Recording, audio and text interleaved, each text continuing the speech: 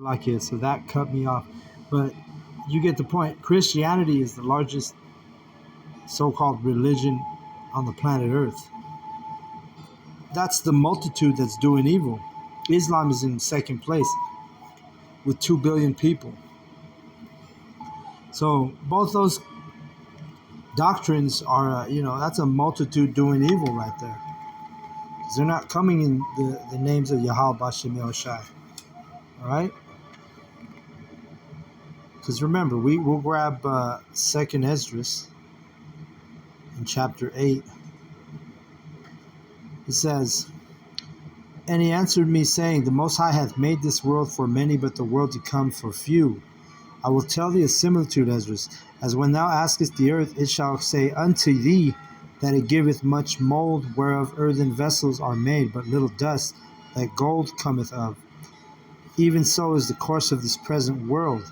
There be many created, but few shall be saved." All right? So that's a good example right there. The earthen, the mold or the earthen vessels would be like the dust, the clay. But the gold, which would be a representation of Christianity, Islam. But the gold would be a representation of that little dust that's, coming in the names of Yahawah, Bashem, Yahushai, which is the gold. All right? So yes, you can say it straight up like that. The men who are teaching this true doctrine, and I should say with the banner, under the banner of GMS, because we have 100% truth, 100% doctrine. This is that gold. We're a smaller number than the multitude, all right? Whether it's modern Christianity, Islam, Hinduism, Buddhism.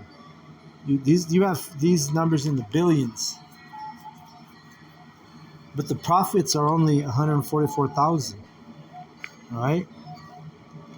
So don't follow a multitude to do evil, and you can count on it that the multitude that's doing evil are these false religions.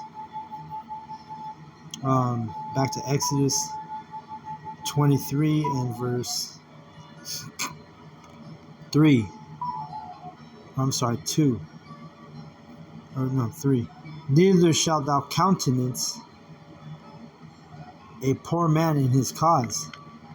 If thou meet thine enemy's ox or his ass going astray, thou shalt surely bring it back to him again." And remember, this is talking about the enemy of our own people. This ain't talking about the heathen. Verse 5.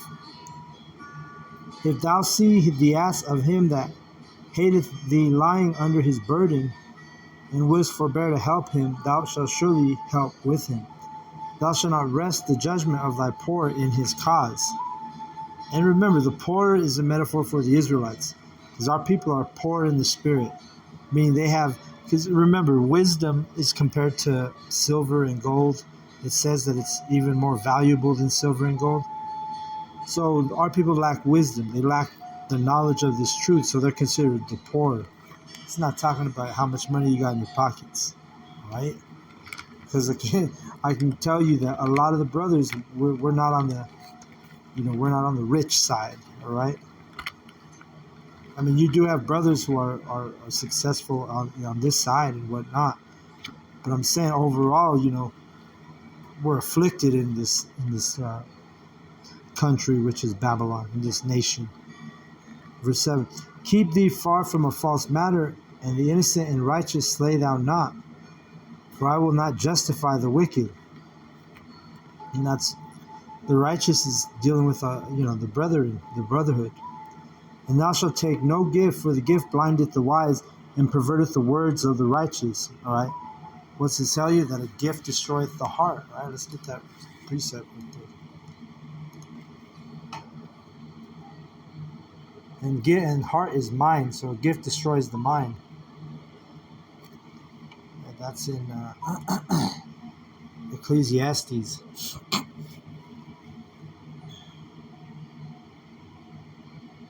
I'll give you an example. Like, let's say if Esau Edom, he turned around and started giving the tribe of Judah the so-called black tribes reparations for the slavery for that they dealt with in America, which were still enslaved, but they like to refer it to only as when our people were in shackles and chains.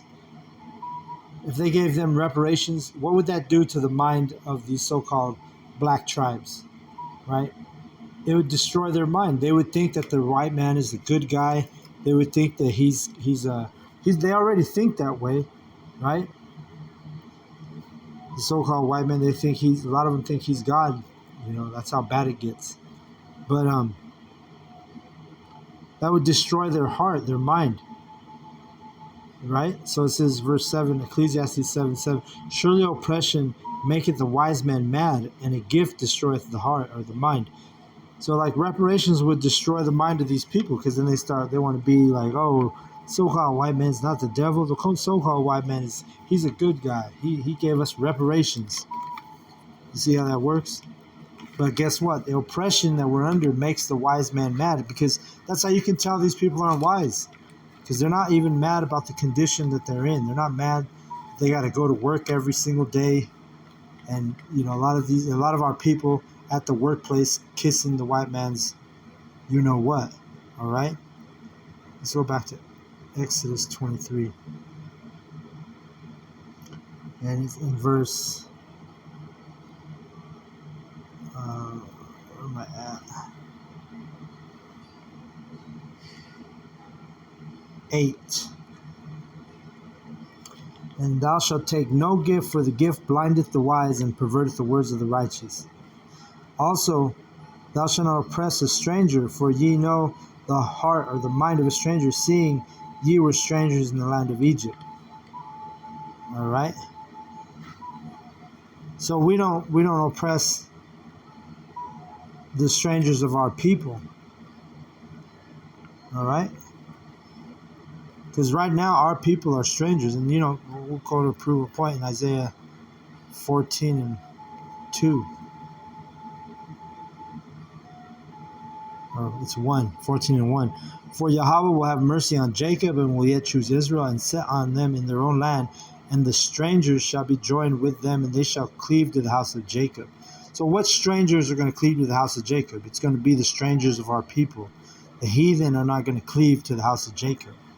Okay? They're going to try to, some of them, the heathen, but what does it tell you in Ezra 4:1. It says in 2, then they came to Zerubbabel and to the chief of the fathers and said unto them, let us build with you, for we seek your God as ye do, and we do sacrifice unto him since the days of Esarhaddon, a king of Assur, which brought us up hither.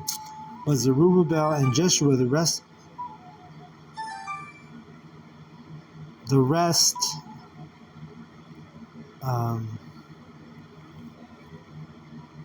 of the chief of the fathers of Israel said unto them, ye have nothing to do with us to build an house unto our power, but we ourselves together will build unto the power of Israel, Yahawah, as King Cyrus the king of Persia hath commanded us. So right here in Ezra, it's telling you that it proves that the strangers is Isaiah 14 is talking about the strangers of our own people. All right, it was not talking about the heathen. So when we read about the strangers,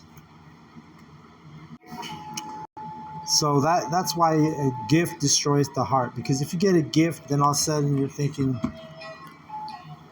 you're giving someone better, you're giving them more credit than they deserve. All right, just because somebody gives you a gift doesn't mean nothing. All right. The thing that comes to mind is when the Edomites first came to the Americas, they gave the Gadites, so-called Native Americans, they gave them gifts.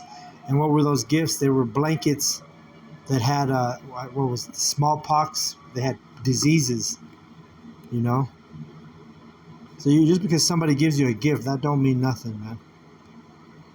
Also, thou shalt not oppress a stranger for you. Okay, and I read that. And remember, the stranger that it's talking about are the strangers of your own people. In 6 years thou shalt sow thy land, and shalt gather in the fruits thereof. But the 7th year thou shalt let it rest and lie still, that the poor of thy people may eat, and what they leave the beasts of the field shall eat. In like manner thou shalt deal with the vineyard and with thy olive yard.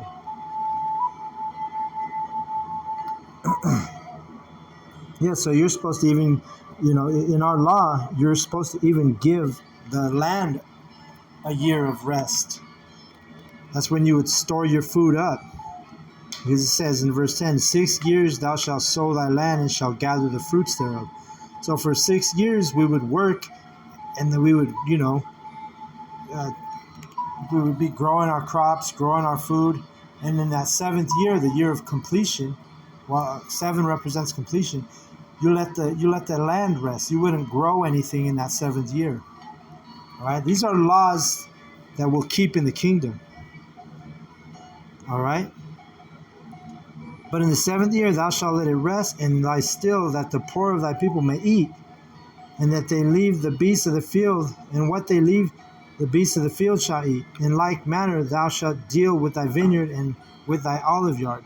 6 days thou shalt do thy work, and on the 7th day thou shalt rest, and that thine ox and thine ass may rest, and the son of thy handmaid and the stranger may be refreshed.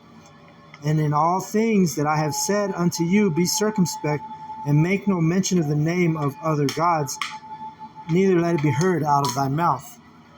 You see that? So that's how important the names are. And that's how wicked it is. Yahawah doesn't want to hear the names of these other false gods. But you 2/3, you heathen, you use those names in wickedness. And I always got to go back to it, but Cesare Borgia, Jesus Christ, that's a wicked ass name. Yahawah doesn't want to hear no mention of that name. You see? Verse 14. 3 times thou shalt keep a feast unto me in the year. Thou shalt keep the feast of unleavened bread. Thou shalt eat unleavened bread 7 days, as I commanded thee in the time appointed of the month of Abib. For in it thou camest out of Egypt, and none shall appear before me empty. And that is actually talking about our Passover, our Pesach. All right? The feast, the feast of unleavened bread is literally the Pesach, the Passover. Verse 16, in the feast of harvest, the first fruits of thy labors which thou hast sown in the field, and feast of ingathering, which is the end of the year, when thou hast gathered thy labors out of the field. 3 times in the year all thy males shall appear before Yahawah thy power. Does it say females? No, it says males. Because why? The flock of the Lord's pasture are men. Ezekiel 34:31. Let's get that. And ye, my flock, the flock of my pasture are men, and I am your power, saith Yahawah the Most High. Exodus 23:18. Thou shalt not offer the blood of my sacrifice with leavened bread, neither shall the fat of my sacrifice remain until the morning. Remember, that's dealing with that Passover. We're not supposed to eat the fat on animals. But we're in captivity, so our people have gotten accustomed to eating, things that we're really not supposed to eat. Because you cook a steak and there's usually fat on the steak. The righteous thing would be to cut off that fat and just throw it in the trash or give it to your animals. But the righteous thing would be just to throw it in the trash. But anyway, 19. The first of the first fruits of thy land thou shalt bring into the house of Yahawah thy power, and thou shalt not see a kid in his mother's milk. And this is talking about a goat. Right? Behold, I send an angel before thee to keep thee in the way, and to bring thee into the place which I have prepared. Beware of him, and obey his voice. Provoke him not, for I will not pardon your transgressions, for my name is in him. But if thou shalt indeed obey his voice, and do all that I speak, then I will be an enemy unto thine enemies, and an adversary unto thine adversaries. So that's powerful right there. If we follow the Lord, the ways of Yahawah Hashem Yahushai, He's going to be an enemy to our enemies. But if we don't, He's not going to have our back. You see, he's not going to have our back. But when we follow the laws, the statutes, and commandments, then He's going to have our back. Let me read that again. Where am I? I lost my place. Oh, but if thou shalt indeed obey His voice and do all that I speak, then I will be an enemy unto thine enemies, and an adversary unto thine adversaries. So when we're obedient to Yahawah, guess what? He'll be an enemy to our enemies and an adversary to our adversaries. So that's how Yahawah gets down. You listen to Him, you follow Him, you follow the laws, you keep the laws to the best of your ability. Hey, we have the most powerful deity in existence. You see? But we gotta, keep it 100, keep it real. But if we do keep it real, guess what? He's gonna take care of our enemy. He's gonna be an enemy to our enemies and an adversary unto our adversaries. That's powerful. I'm actually gonna name this lesson that right there. I'm gonna close out. I want to give all the praise, all the glory unto Yahawah, Bahashem, Yahushai, Bahashem, Rakah Kodash. Double honors goes out to the elder apostles of Great Millstone for teaching me the truth. Also, want to acknowledge all the Akyam who are pushing the truth with sincerity throughout the four corners of the earth. Shalom to the elect.